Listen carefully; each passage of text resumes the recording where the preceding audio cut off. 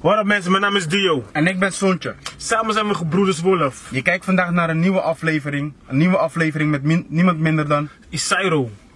Flits uit, flits aan, abonneer. Nu.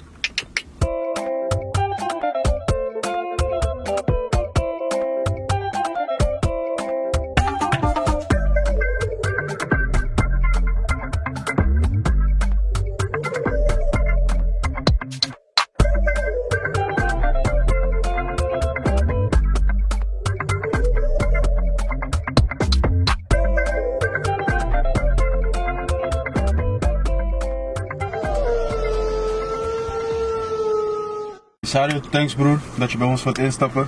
Welkom man. We hebben uitgenodigd man.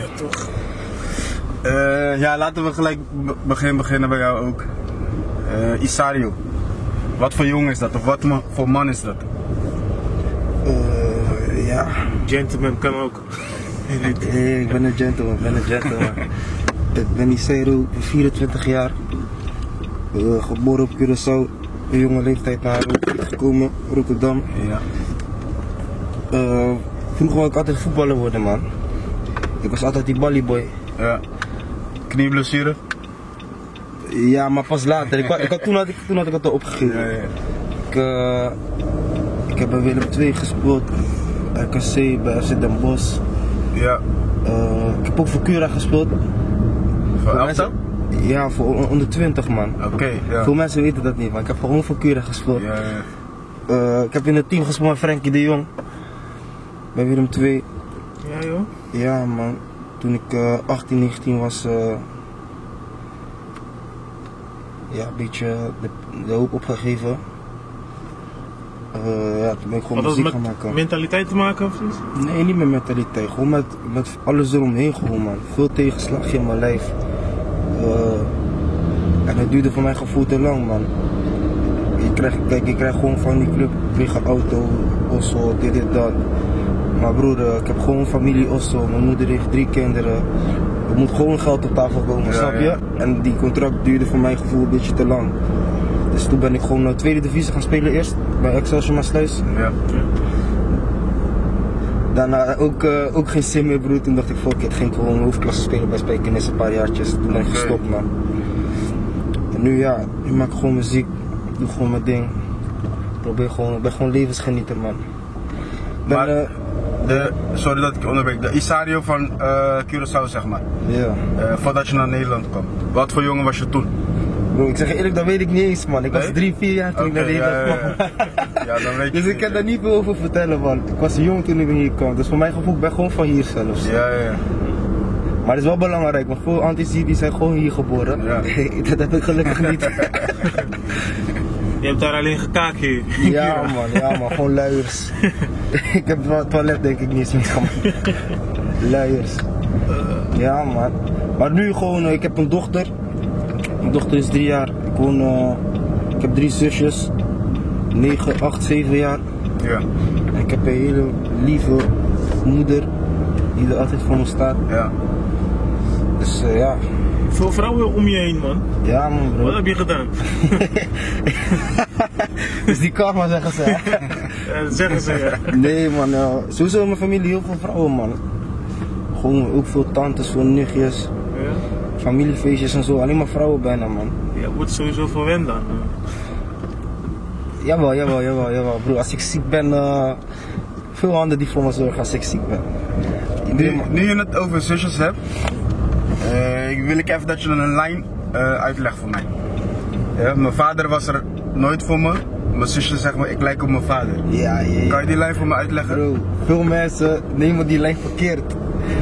Die nemen die lijn verkeerd, die denken van ik ben nog niet voor mijn zusjes of Ja, dat begreep ik dus ook. Nee, zo is het niet. Het is gewoon van, kijk, ik ben opgevoed door mijn moeder. Mijn vader was er denk ik tot ik 6, 7 was, maar hij was er ook niet helemaal. Ja. Die man was met andere dingen bezig. Dus ik heb nooit echt wat aan mijn vader gehad, snap je?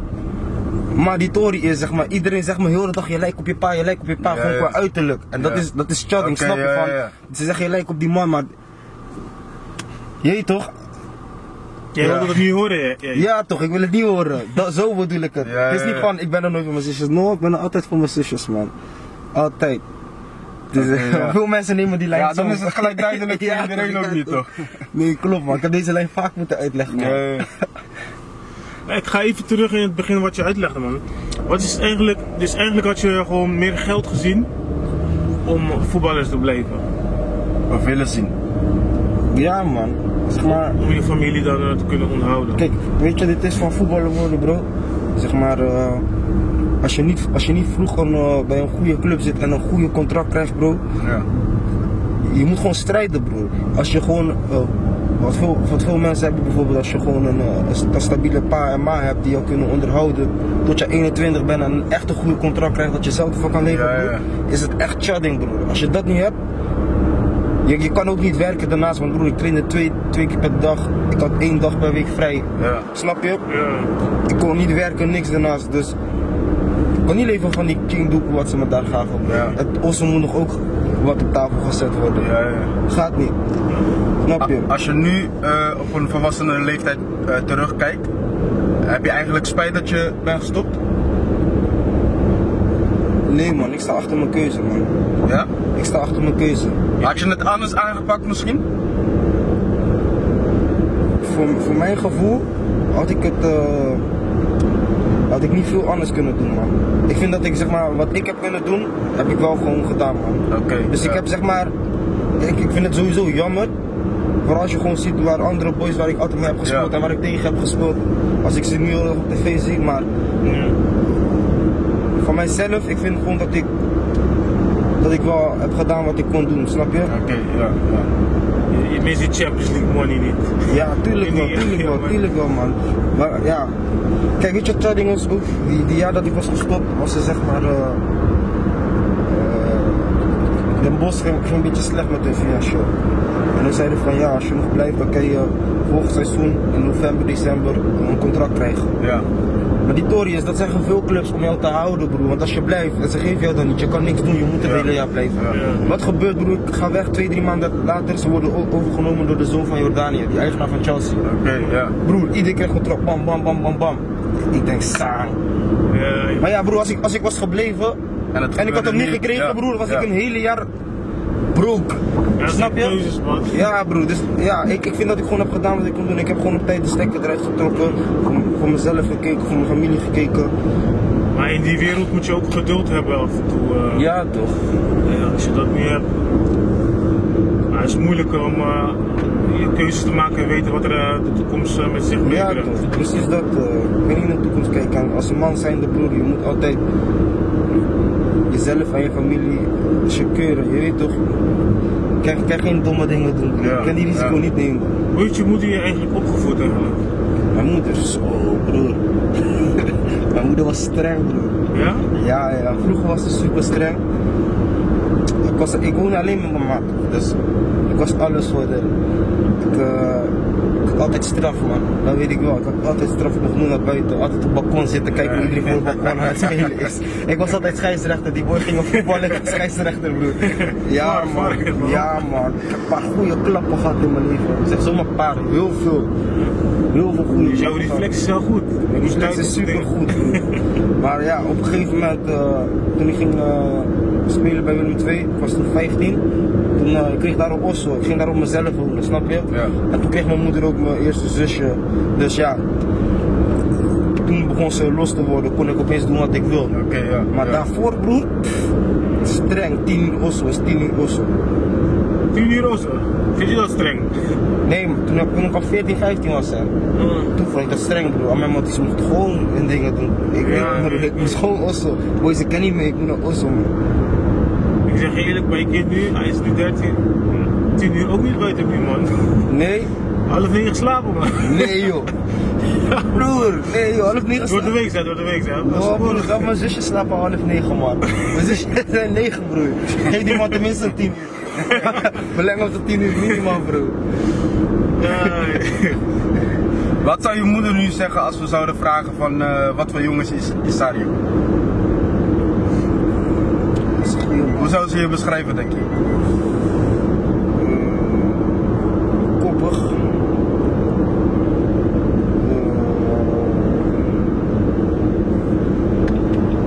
Koppig, ja. Maar wel niet vaak thuis.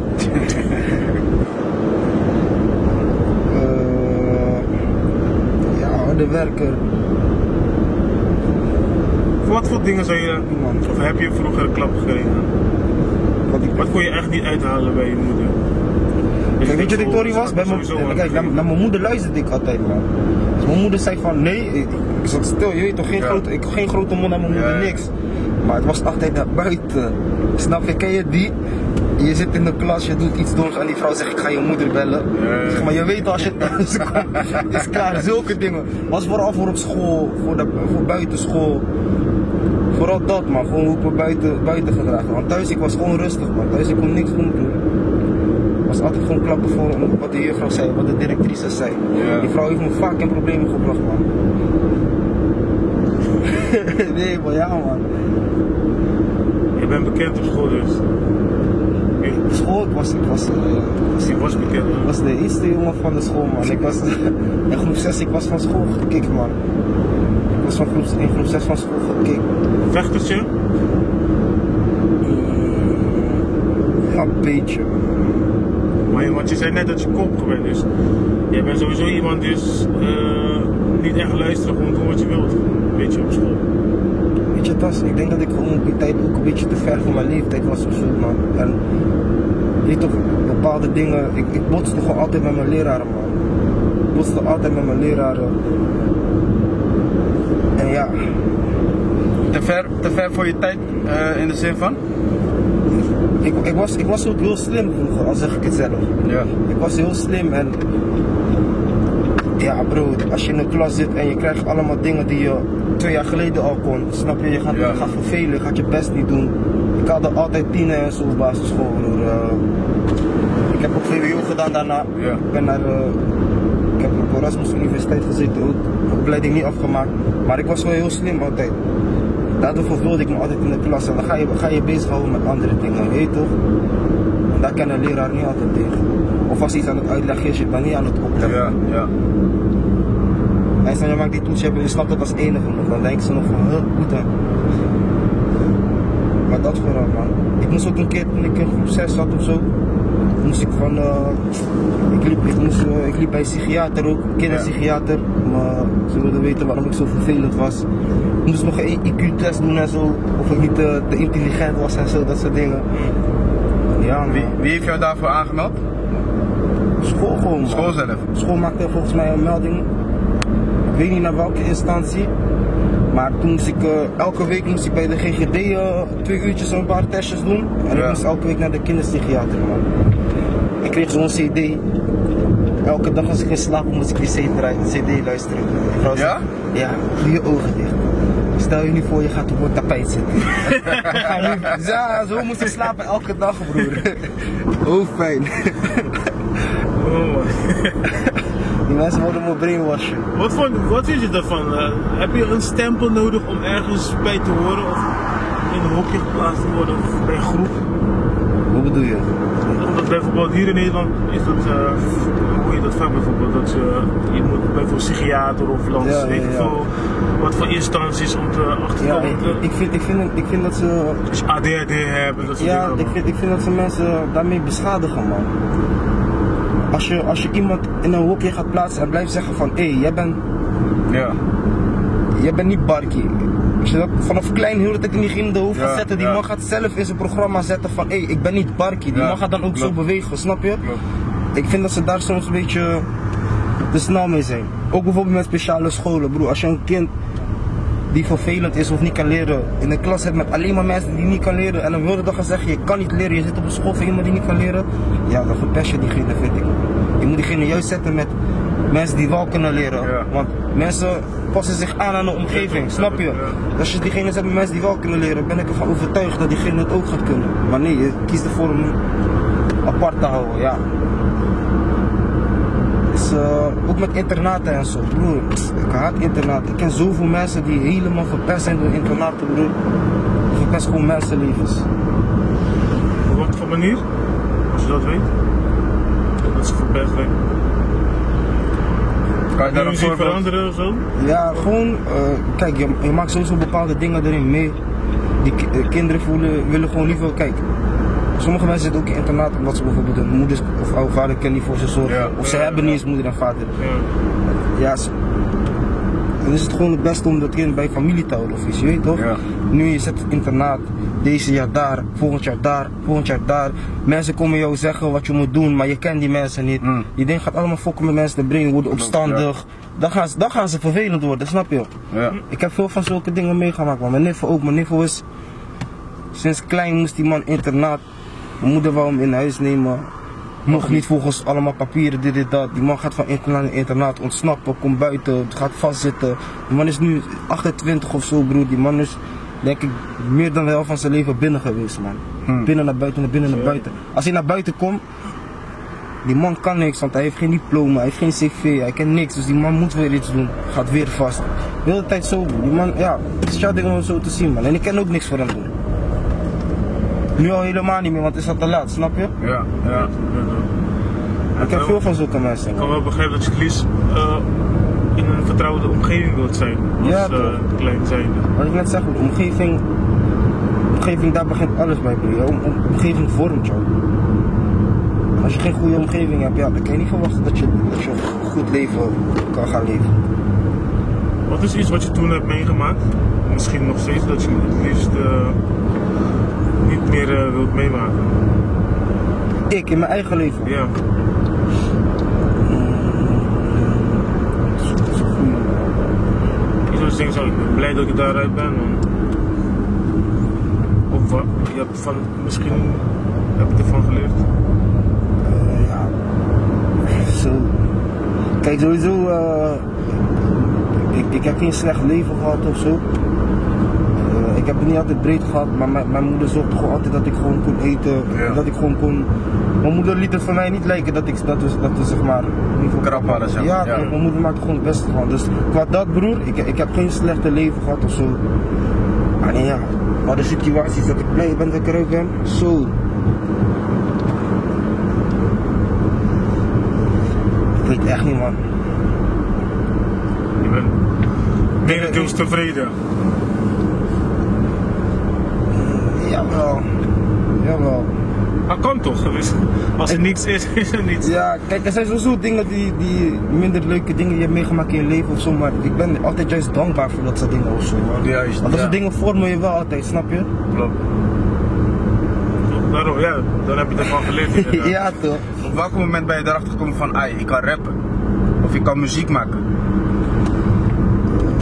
Ik was jong ook al, op mijn basisschool al. Ja? Ja, man, ik heb mijn eerste pokoe die ik heb geschreven, heb ik niet eens geschreven, broer. Ik kon niet eens schrijven die tijd. Groep 3, ja, man. Er was zo'n theatershow in Zandplaat. Gingen ze gewoon, jongens uit de buurt, gingen ze scouten voor die theatershow. Ja. En toen zat ik in het theater ook, ik was toen denk ik 6 of zo. En toen moest ik een liedje schrijven, het liedje ging over mijn moeder ook. Iemand ging piano spelen, de ander ging beatboxen. Iemand ging een refreintje zingen en ik ging altijd bars spitten tussendoor zo. Ja. Toen, vanaf toen al deed ik al optredens en zo, dit, dat. En ja, toen... Ken je die tekst nog? Lijnen. Tuurlijk ken ik die nog. Mama is zo lief, ze is mijn hart te dief. Door haar woon ik in huis, ik ben voor haar een muis. Nou, dan weet ik hem niet meer, man. Maar zo, je hoort die niveau al, broer. Ik moet niet schrijven. ABC-rap. Geen refreintje. Jawel, man. Lieve moeder, ik ben dankbaar dat je er bent. Lieve moeder, zonder jou ben ik niet waar ik ben. Zoiets ook, broer. Ja, man, ABC-rap. Maar sinds die tijd gewoon al, man. En ja, toen de vriend van mijn moeder, die zag van, ja, die jongen kan wel wat, man. Dus toen had hij zo'n home studio voor me gekocht. Oké, dus je stiefvader hè? Ja, man. Ja. Dat was destijds, die is nu niet meer. Maar hij had toen gewoon, hij zegt, weet je dit zeker? Dat je dit wil? Ik zeg, ja, man. Die man neemt me mee naar Sneakboxshop, Key Music. Ja. Key Music, toen was ik 7, bro. Key Music, kocht een keyboard, kocht gewoon microfoon, geluidskaart, dit, dat, ingeschreven bij SKVR, pianoles. Ja. leren piano spelen. Ik kon vanaf 8 jaar of zo kon ik mezelf al helemaal opnemen of zo. Mixen, masteren, Oké, alles. ja? Ja, maar allemaal mensen zouden bij mij komen spelen. We gaan tapen. Dus sinds toen maakten we al muziek, man. Ik was vroeg erop. Ik had mijn PSP. Ik zette mijn popjes altijd op mijn PSP. Ik weet nog, Bandy had een clipshoot, had een clipshoot toen. Die boys zeggen, hey Bandy, luister dit. Al die boys komen luisteren op mijn PSP zo.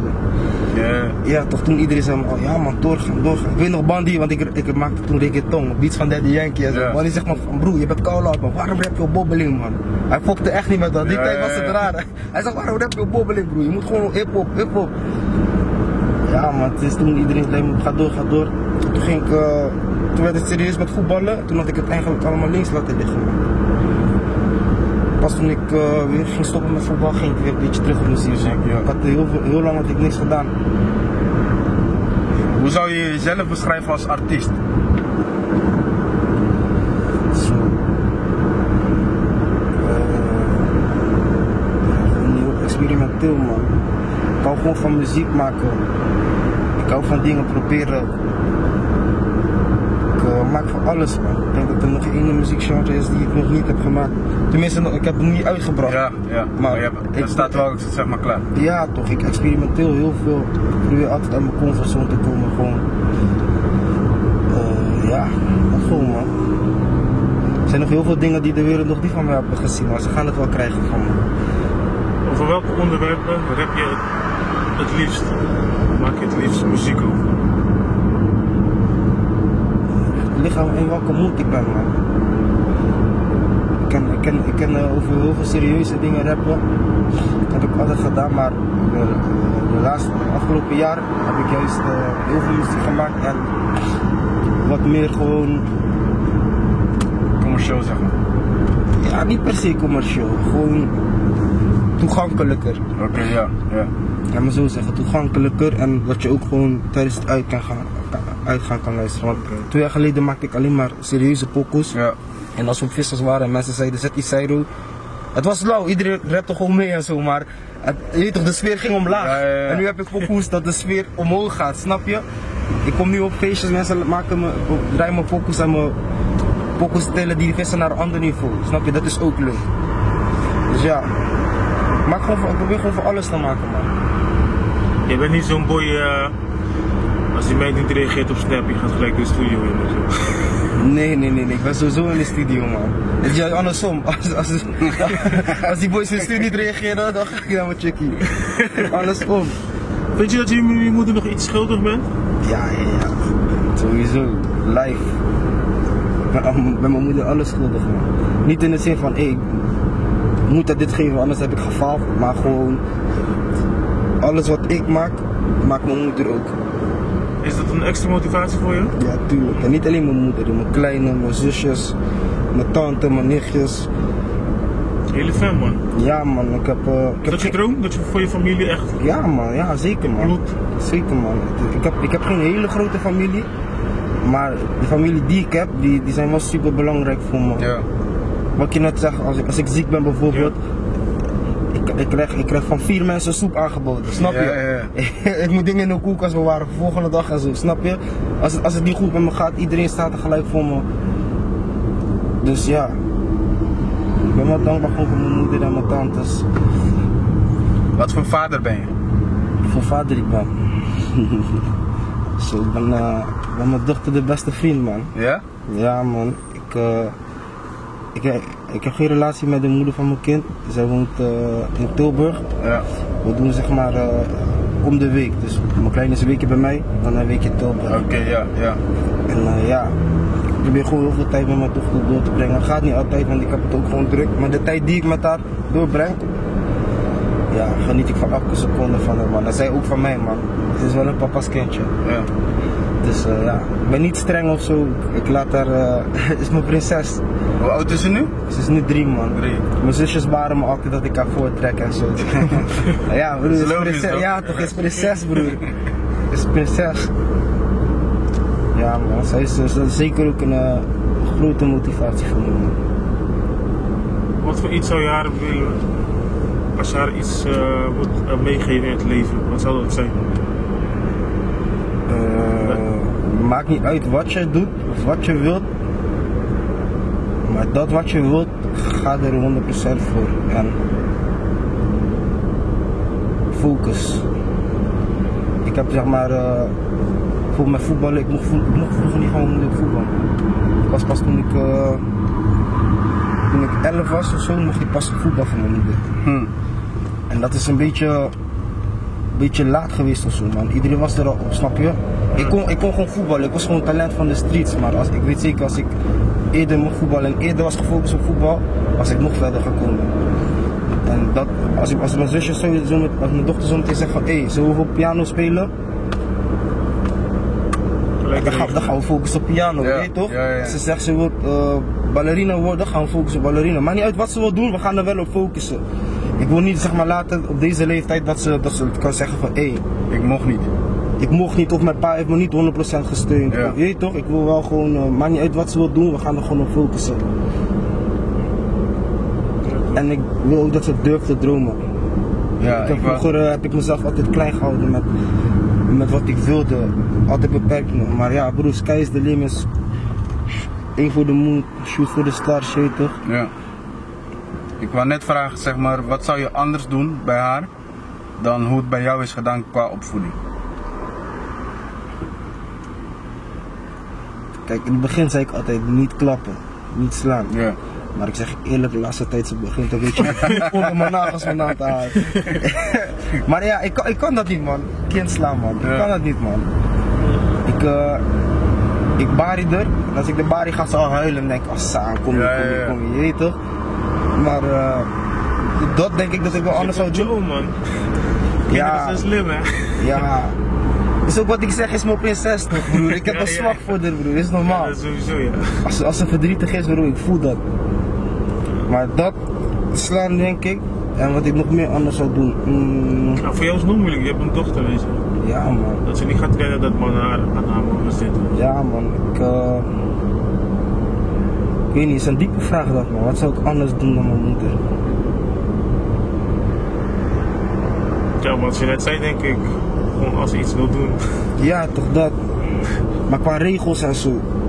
Ik denk dat ik wel, ja, ik weet niet hoe ik ga zeggen maar veel mensen zeggen altijd van ik ga zo vader zijn, maar als je er eenmaal in zit broer, het ding is anders. Ja. Ik weet niet man, ik wil haar zoveel mogelijk haar laten zijn en haar laten doen. Ze mag 10 uur buiten zijn gewoon. Als ze op de zelf woont. Maar ja, ik weet niet man, ik wil haar zoveel mogelijk gewoon haar ding laten doen. Maar gewoon, je weet toch, sowieso moeten grenzen gesteld worden. Ja. Dat is wel belangrijk. Grenzen. Ik weet nog niet waar dat hem in zit, man. Dat is ook per leeftijd anders toch? Is je focus 100% op muziek nu? Als ik ja zeg, dan lieg ik. Ik wil 100% focussen op muziek, maar het lukt niet, man. Waarom lukt dat niet? Of door wat? Ja, ik heb ook gewoon... Ik leef nog niet 100% van muziek. Van muziek, ja. Ik verdien wel gewoon wat. Gewoon showtjes. Ja. Ik heb gewoon wat met streams, maar het is niet zo dat ik helemaal ervan kan leven, snap je? Oké, ja. Dus, ja. En als je meer gaat pushen, denk ik niet dat het wel zo zou zijn? Ja, zou wel. zijn. Ik denk het wel. Alleen ja, het is lastig man. Mensen onderschatten het. Hè. Weet je wat het ook is? Ik doe veel shit alleen ook. Ik heb geen label of iets achter me. Ik heb wel een manager volgens mij toch? Ja, ik heb gewoon een manager. Ik heb een paar vrienden die gewoon achter me staan. Maar hun zijn ook niet helemaal gefocust op zeg maar, ik ben ook niet hun enige focus. Ja. Dus de meeste dingen, als ik iets niet doe broer, gebeurt het niet. En het is lastig om consistent te zijn broer. Het is lastig om bijvoorbeeld een heel jaar lang consistent te blijven releasen en muziek te blijven maken. Maar ja, ik wil het wel man. Ik ben even achter de schermen aan het plannen hoe ik even bijvoorbeeld 3 maanden even 100% op muziek kan gaan focussen. Maar het is lastig man. Zou je wel een label willen dan? Denk je, ik regel zelf een shit. Ik ben goed zo man. Tenzij ze met een goede back. Ja, niet per se een goede back, gewoon een goede deal. Ja. En het moet win-win zijn dan. kan het. Maar het is niet dat ik op zoek ben naar een label. Ja, Ik denk ja. van, ik wil bij een label zijn. Ik doe mijn ding gewoon zelf. Als er iets leuks op mijn pad komt, dan kunnen we ervoor gaan zitten. Maar tot nu toe heb ik alleen maar kaka dingen aangeboden gekregen. Dus fuck off man, we doen het zelf. Met wat moet die komen dan? Wat voor deal zou het moeten komen? Ja, wat ik je net zeg broer, voor mij hoeft het niet. Dus ik weet niet met wat je zou moeten komen. Je moet met iets komen waarvan mijn ogen open gaan van, oké, laten we gaan. Ik weet niet per se wat ik zou willen, maar ik weet wel wat ik niet wil. Wat kunnen we verwachten van Isario op het moment dat je daar bent als artiest, zeg maar? Dat je focus fully daar zit of ligt? Zo. Ja, wat ik net al zei, man. Veel verschillende muziek. Voor alle markten heb ik wel wat. Ja. Zoals het er nu naar uitziet, ga ik de komende tijd even een paar vieze dingen naar buiten gooien. Ja. Dus ja, ik weet niet of jullie een keertje onze shows hebben gezien wat er daar gebeurt in die publiek. Maar dat man, als ik ergens ben in Sputaria man. Dus dat kan je de komende tijd van me verwachten. Ik heb wel een paar gezien, ja. Ik heb wel een paar gezien. Ja. Word je wel eens herkend op straat? Ja man. Ja? Ik was laatst Curaçao broer. Zo, mensen die me moeten maken man. Ja? Foto hier, foto daar. Ik ga op het strand, bandabouw, die man die krijgt hand. Ik denk, ik word geraced. Die man, no, foto, fan. Weet toch? Overal werd ik wel herkend gewoon man. Nooit iemand gebost? Nee, nog niet. Ja, die guy kreeg er wel bijna man. Broer, ik stond solo, mijn matties waren in de auto, ik stond solo. Voel die hand op me, maar hij trok me echt. Ik denk shit, ik word geraced. Je weet toch als je naar 8 naar beneden gaat, je krijgt die gevoel zo. Die kreeg ik man. Maar ja, tot nu toe wordt wel. Het is niet dat ik geen boodschappen kan gaan doen of niet naar de stad kan, maar ik word altijd wel gewoon herkend man. Een fotootje hier, een fotootje daar. Hoe voel je je in de hoed? In Hoogvliet? Ja, ik ben van hier man. Dit is van mijn thuis. Als ik hier loop, ik ken bijna heel de buurt gewoon sinds dat ik klein ben, snap je? Ja. Dus ja, hier is wel altijd gewoon love. Alleen hier, weet je nog, Kies zei tegen ons, als hij buiten Hoogvliet gaat, is hij op vakantie. Nee, dat heb ik niet man. Ik heb ook in Tilburg gewoond, ik heb in Den Bosch gewoond toen ik voetbalde toch. Dus daar heb ik ook gewoon een hele hoop vrienden en mensen die ik ken. Amsterdam ken ik ook gewoon veel mensen, Rotterdam sowieso ook gewoon. Maar ja, hier voel je je wat thuis. Ja. Hier voel ik me wel thuis. Maar je hebt geen probleem om Hoogvliet uit te gaan? Zo. Nee. Ik ben meer buiten Hoogvliet dan in Hoogvliet tegenwoordig man. Het is ook een soort familieachtige vibe volgens mij. Ja, zeker. Je hebt hier heb je Meelplaat, Zandplaat. Ja. Hier heb je Pagara Team, SNA Pagara Team. Verderop heb je Ouderland, OL, OW. Je hebt Div daar zo, SNA die boys ook. Maar uiteindelijk is het wel gewoon allemaal één. Hoe komt het denk je dat er veel talenten uit Hoogvliet komen? Waar komt dat door denk je? Ja. Gewoon weet toch als je gewoon op de blok staat met z'n allen, iemand zet een beat, je beginnen te rappen. Ja. Zo, iedereen hier kan freestylen man. Als we hier chillen wordt alleen maar gefreestyled. Ik denk dat gewoon man. En ook hoe we zijn opgevoed, veel boys komen van niks ook, snap je? Dus ja. Je moet, waar je goed in bent, moet je doen. Er is geen andere optie broer. Dus dat, ik denk dat we elkaar ook gewoon omhoog halen. Iemand gaat hard, motiveert iemand anders weer. Hoe zou je elkaar eigenlijk motiveren? Stel dat je boys van hier van Hoogvliet motiveren. Hun talenten. Ja, ik ben zelf ook gemotiveerd door boys van hier, snap je? Ja. Bijvoorbeeld door Hef en Kroeks. Ja. Ik keek wel altijd gewoon naar ze op man. Ik was ook jong toen hun opkwamen. Als je gewoon ziet dat iemand naast je, iemand die je eigenlijk dagelijks ziet, iets kan bereiken broer, dan ga je vanzelf denken van hé, kan dat ook man. En diegene ken je ook bijvoorbeeld Bandy. Hij zei me sinds vroeger ook altijd gewoon, hij checkte me gewoon altijd, snap je? Van hé, je bent goed bezig man, doe je ding, ga zo door. Dat soort kleine dingetjes. Voor hem is het misschien van hé, ga maar door, maar voor iemand uit de hoek kan het zijn van oh shit, die man, hij zegt ik moet doorgaan, oké. Dat is extra motivatie weer gewoon. Ja man. Hier woonde ik vroeger ook man, in deze straat. Daarachter. Ja. En in de flats, daar zo, waar nu die nieuwe campus is bij de metro. Ja. Helritstraat. In die flats man. Dat was super ghetto man. Wat betekent Hoogvliet voor jou? Is thuis zeg je, maar wat voor gevoel krijg je zeg maar als je de wijk binnenrijdt? Of de stadsdeel binnenrijdt? Het is gewoon cultuur man. Zeg maar, je hebt hier zoveel shit meegemaakt. Overal waar ik langs loop of langs rijd, krijg ik wel een flashback of iets. Zeg maar, elke plek heeft wel een speciale herinnering of zo. Brengt iets uit mijn jeugd weer naar voren. Dat vooral man. Dus ik weet niet man, het is gewoon... Denk je dat je voor mensen hier bent, een motivatie hier bent? Ja zeker. Kijken mensen naar je op? Zeker. Het zijn wel gewoon... ik ga niet zeggen dat ik die man ben hier of zo, totaal niet. Ja. Totaal niet, maar ik motiveer sommige mensen wel gewoon van... ik krijg ook gewoon heel vaak berichtjes van youngings gewoon die ook aan het rappen zijn van... Hé, hard man, vragen ze me advies, geef ik gewoon advies ook. Wat Bandy ook bij mij deed van gewoon boys checken van hé, ga zo door, je bent hard. Dat doe ik ook gewoon bij boys man. Ja. Dat probeer ik ook gewoon te doen. Als ik ooit in de positie sta dat ik een eigen label kan neerzetten en boys kan gaan pushen, dan ga ik dat zeker ook doen man. Er zijn niet veel boys in de hood die koude hard zijn, maar ze weten niet hoe ze het moeten aanpakken. Dus dat zou ik ook wel heel graag willen doen man, gewoon boys pushen, naar voren brengen. Zijn er ook mensen die jou staande houden? Stel je wilt een keer iets doms doen en dat iemand tegen jou zegt, ben je gek of zo? Ja, zeker. Mijn manager man. Managers, ik heb KT. Mijn allereerste mattie man, sinds klein.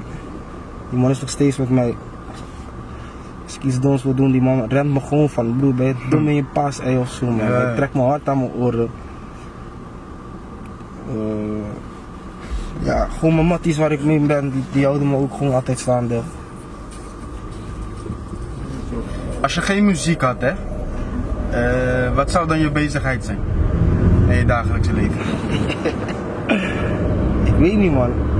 Waarom lach je? Ja, verdachte lach. Ja, ik weet niet of het per se iets goed zou zijn of zo. Ja. Ik denk dat ik niet op camera zou willen en zo dan. Ja. Denk je dat muziek een soort reddingsmiddel is voor jou? Ja, zeker. Ja? Zeker. Ook vooral in het begin toen ik opkwam, mijn matties waren bezig met alles behalve met muziek. Ja. Als ik dan kwam met iets, ik gewoon, hey broer, ben je dom of zo? Ga naar de studio man. Ja, dit is voor ons, je weet toch, als je het nodig hebt, baar ons. Maar jij gaat je niet bezighouden met deze dingen. Dat heb ik wel altijd man. Ik had wel gewoon matties die gewoon diep in die streetlife waren. Als ik iets wil doen of zo, ze baren me, ik moet dingen stiekem doen en zo. Kijk je die van hé, laten we niet weten want die boys gaan me baren. Ja man. Is ook die buurt waar je vandaan komt toch? En je omgeving, dus ook omgeving broer. Als iedereen bezighoudt met dingen op street broer, ja. Die opties liggen voor mijn neus, snap je? En het is moeilijk om die verleiding te weerstaan soms man. Soms zijn er ganga's je denkt, oh, deze moet ik pakken. Maar soms moet je ook gewoon nadenken van, het is niet mijn vaarwater. Laat me gewoon rustig mijn ding blijven doen, focussen. Bro, je bent aan het praten, ik denk nu, jouw vibe, ik weet niet man. Je vertelde je was een lastig kind of vervelende kind. Ik hoor dat niet terug zeg maar als je praat. Nee man, ik ben nu, zeg maar, het was denk ik begonnen toen ik op mezelf ging wonen. Ik ben heel snel, heel volwassen geworden man. Ja. Ik ben tegenovergestelde van hoe ik vroeger was man. Ja. Als je al mijn leraren van vroeger gaat vragen, weet je hoe vaak mijn leraren me hebben gebaard in de klas voor iedereen van, jij gaat niks bereiken. Je wordt niks, je wordt zo'n straatschoffie. Ja. Ja broer, laatst kwam een leraar tegen, ze kijkt me af van, wow, je bent echt veranderd man. Kinderen luisteren naar mijn muziek en zo. Van hé, niet gedacht, ik ben trots op je. Geen sorry? Nee, ik moet hun sorry zeggen eigenlijk. Ja? Nee, ik Maar het is echt als een leraar tegen je zegt, je moet op straat schoppen. Dat motiveert je alleen maar om... Eerlijk, ik heb dat vaak gehoord vroeger, hè, bro. Ik heb dat vaak gehoord. Je gaat niks worden. Weet je hoe vaak mijn leraren dat tegen mij hebben gezegd? En niet eentje, ik bedoel meerdere. Maar wat doet dat eigenlijk met jou? Motiveert het jou om juist dan dat te blijven wat ze denken dat je bent? Of juist om je leven te veranderen? Als je dat hoort. Ja, vroeger deden we niet zoveel. Ik besefte ook niet wat ze zeiden of zo. Vroeger dacht ik gewoon, fuck jou man. Ja. Nu denk ik wel altijd van, ja, ik ben wel goed bezig man. Maar ja, ik doe sowieso niks voor hem man. Ik heb geen bewijsdrang of zo man. Ik denk niet eens in mijn dagelijks leven aan dat soort dingen man. Ja, je hebt sommige mensen die dat wel hebben van, die gooien het zelf in hun tekst af en toe. Van, Ja, ik heb het ook wel een keer in een tekst gegooid, hoor, daar niet van. Maar ja, fuck die leraren joh. Maar je zit er niet mee op? Nee, tuurlijk niet. Het is geen extra motivatie voor me geweest of zo, maar het heeft me ook niet dwars gezeten. Binnen nu 5 jaar. Ja. Laten we hem een beetje breed houden. Hoe ziet jouw leven dan eruit? Hoe lief het eruit ziet.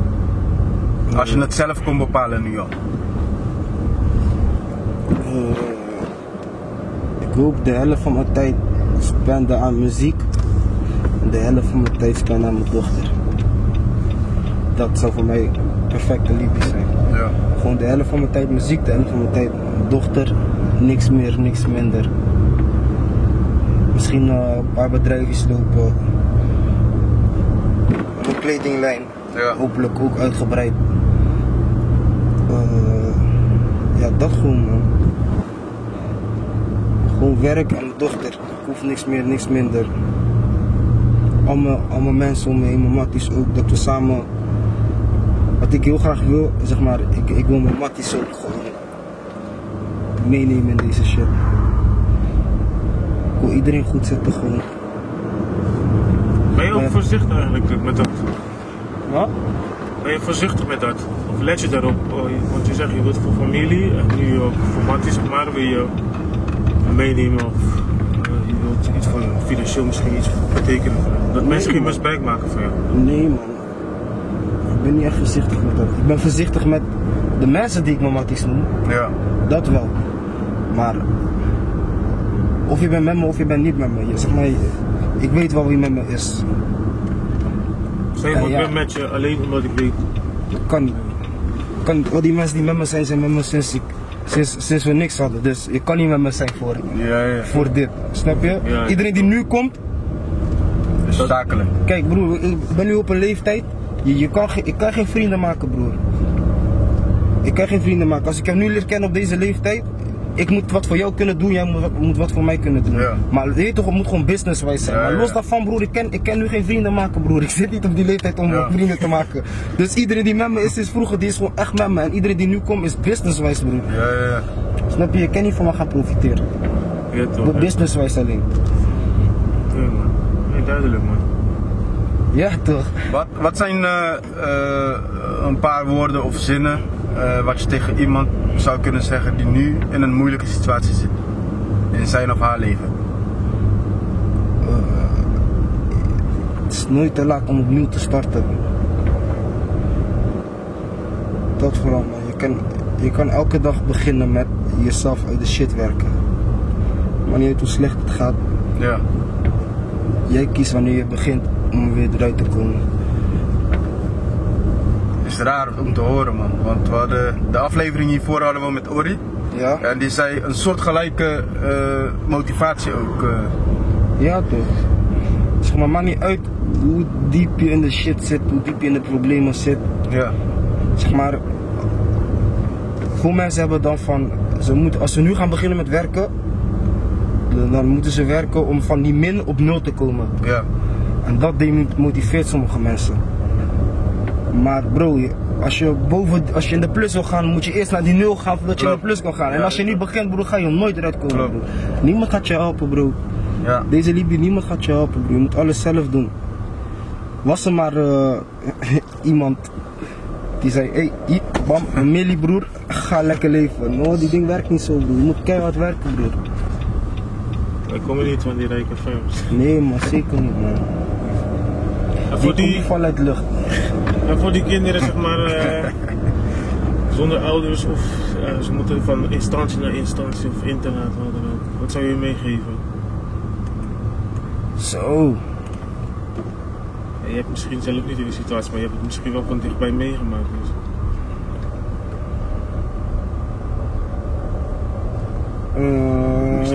Zo denk je moet nog een rondje gaan rijden voor deze man. Ja? Wacht. Het is lastig man. Ik heb... We gaan gewoon door die drive. Dat is een goeie man. Ik weet niet man, ik weet niet wat je zo aan iemand kan meegeven man. Ik heb het mogen zien bij mensen, maar ja, maar niet zelf meegemaakt. Ja dus. toch, dus Ja. ik weet niet wat je zo iemand echt kan meegeven man. Wat zou je instanties dan mee willen geven? Adviseren? Ja, wat jij ook zei man, van plaats mensen niet te veel in hokjes. Je moet mensen ook leren begrijpen van waar ze komen. Laat mensen ook een beetje vrij om zichzelf te kunnen ontwikkelen. Ga niet te snel mensen richting in sturen en zo. Dat man. Laat mensen gewoon mensen zijn. Weet toch, niemand is perfect. De een is misschien wat minder perfect dan de ander, maar ja. Ik denk, Ja man. Geef diegene dan, dat kind zelf de tijd om zich te, hoe zeg je dat? Laten bloeien. Ja toch. En niet dwingerig. Ja. Ik ga gewoon een voorbeeld noemen. Je zet bijvoorbeeld een van ons of zo, iemand van onze cultuur gewoon, weet je, of iemand van de hoed of zo. Ga je gewoon in zo'n blanke, weet ik veel, hoed zetten. Hopen dat hij goed uitkomt, maar ja, hij is niet gewend met dat. Klopt. Ik denk dat je dat kind gewoon, ja, sowieso tijd moet geven dan om zich te ontplooien, zeg maar. Ja toch, precies dat. Je hebt het perfect gezegd. Geef mensen tijd om te ontplooien man. Vraag je voor jullie. Vanaf wanneer kennen jullie mij? Vanaf wanneer? Ja, van hoe zijn jullie mij gekomen? Hoe kennen jullie mij? Ik denk hij sowieso. En ja, ik weet niet. Waar ken je jou? Ja, kennen van muziek is wel een tijdje geleden. Ja? Ja. Wanneer dan? Als ik nu uit mijn hoofd moet zeggen, sowieso 2 jaar denk ik. Welke pokoe?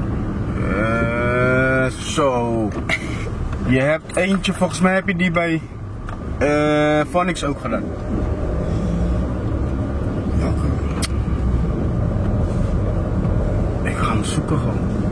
Oh shit, ik ben aan het rijden, is niet goed hè? Je kunt eruit knippen. Ik ben benieuwd. Nee, ja, ik zo diep niet man. Ik jouw naam wel eens gehoord. En, ja, maar van die bokken is gewoon van de... licht uit man. Nee, ver daarvoor zo. Ik zelf heb ik over hè. Ik ben zelf, ik lees soms pokkels en ik weet mensen vragen me, hey, ken je die? Nee, maar ken je niet. Zetten ze die pokken op? Oh ja, tuurlijk ken ik die. Zo ben ik man. Ja. Ik ga niet echt, soms niet diep.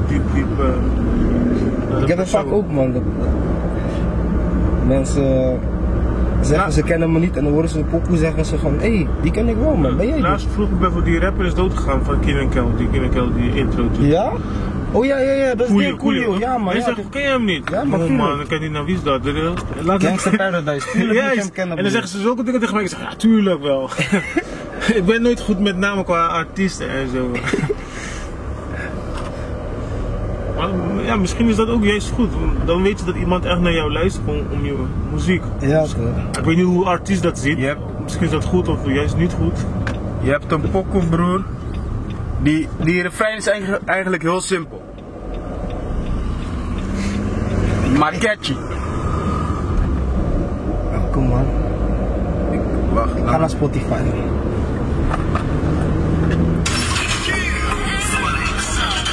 volgens mij had je hem hier gedaan.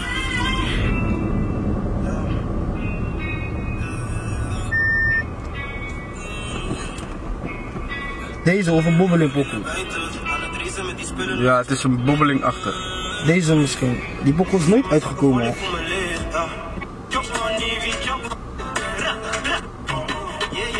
Juist, die. Deze pokoe is nooit Maar uitgekomen. die is een tijdje veilig gaan via op social media, toch? Ja, weet je wat het is? Ik ging die optreden, aan het eind van al mijn optredens deed ik die altijd. Ja, ja, Die ja. pokoe is nog steeds niet uitgekomen, bro. Mensen kennen die pokoe uit hun hoofd, bro. Daarom.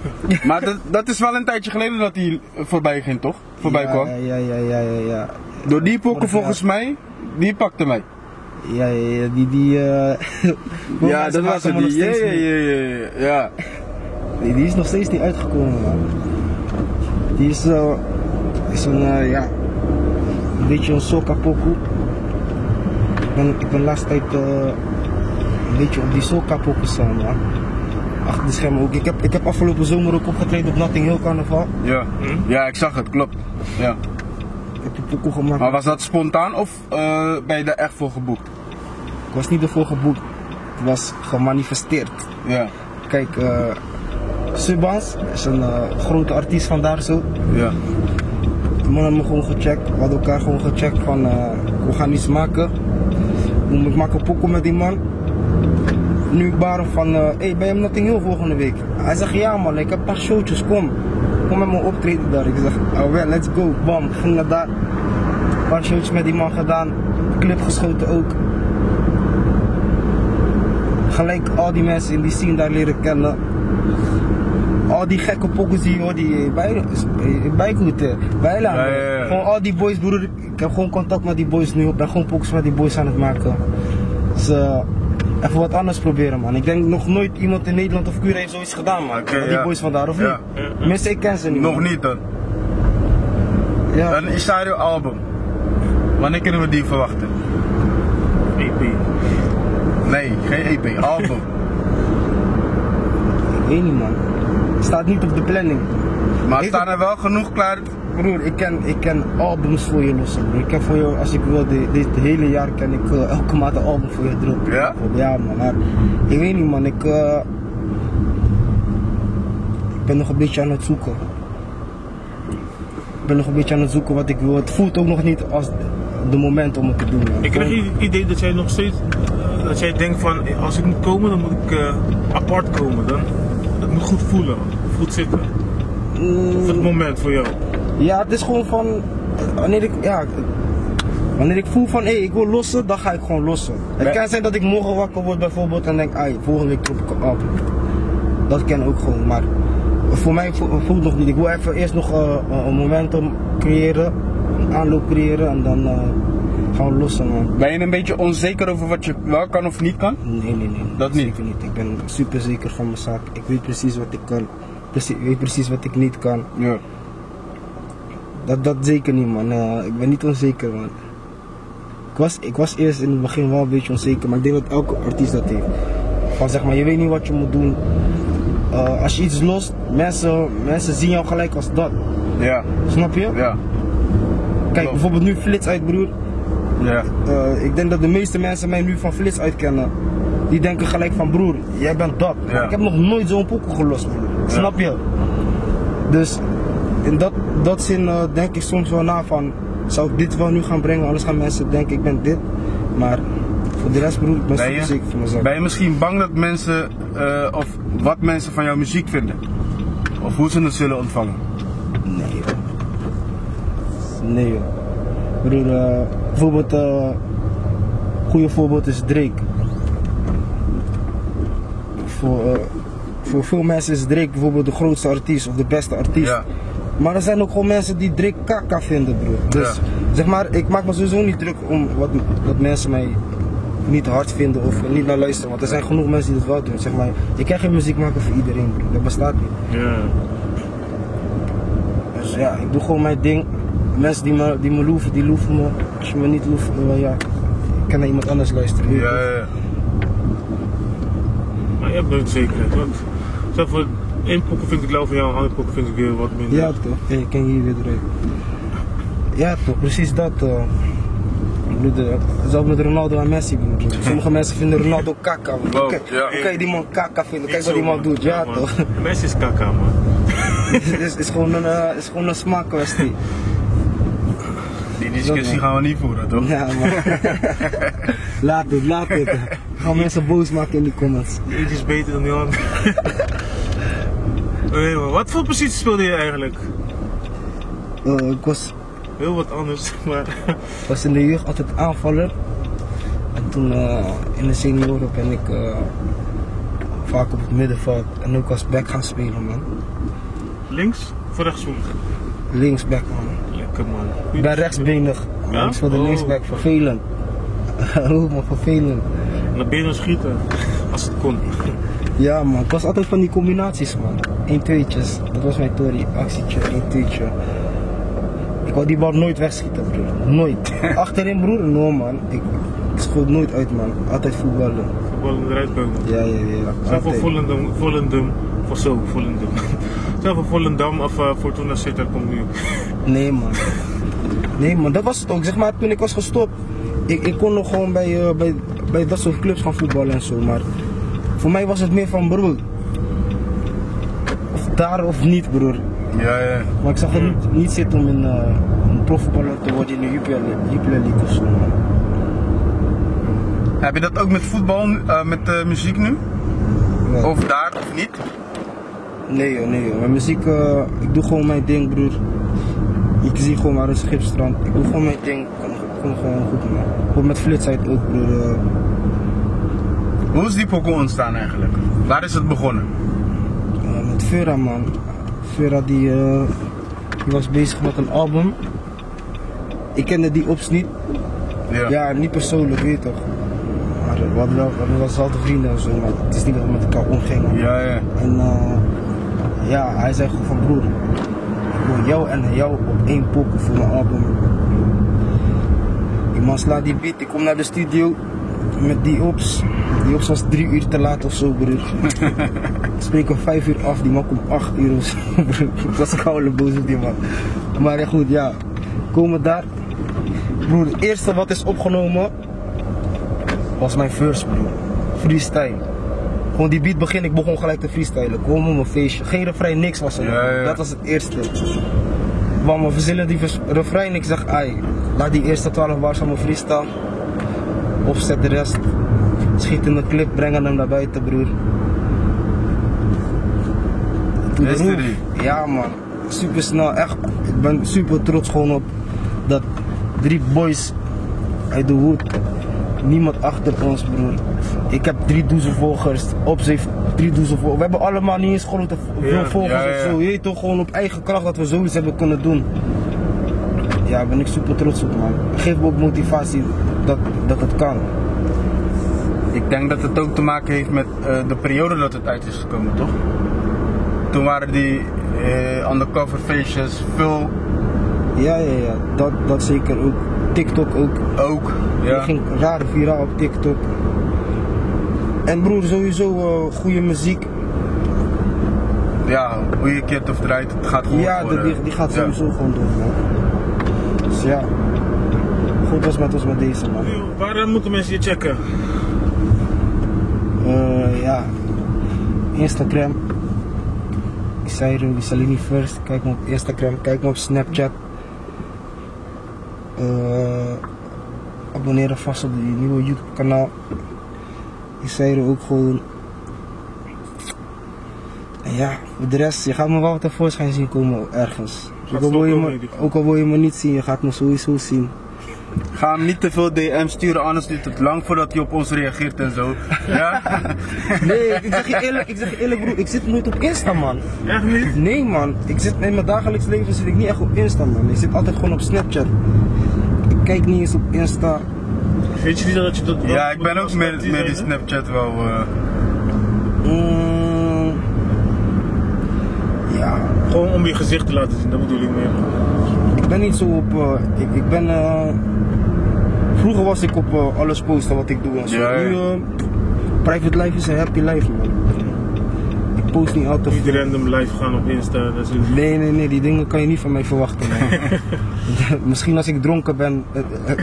Ik zweer het, als je mijn live ziet op Insta, weet je dat ik dronken ben. Anders, broer, als ik nuchter ben... Nee, man. Nooit. Is er iets wat je nog wilt benoemen? Of over wilt hebben?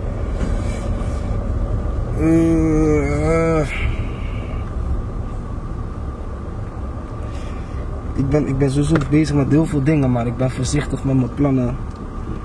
naar buiten brengen. Ja toch, je ziet het verschijnen. Je ziet het verschijnen, gewoon spits zijn. Als je een visser ziet met Isairo op de line-up, stel me kaartje. Want Altijd. Waar zijn je beste shows? Cura of Nederland? ik heb nog niet een echte grote show gedaan of zo op Cura, man. Gewoon een kleine clubje. Maar Er staat iets op de planning. het staat nog, het moet nog bevestigd worden. Oké. Club Secret.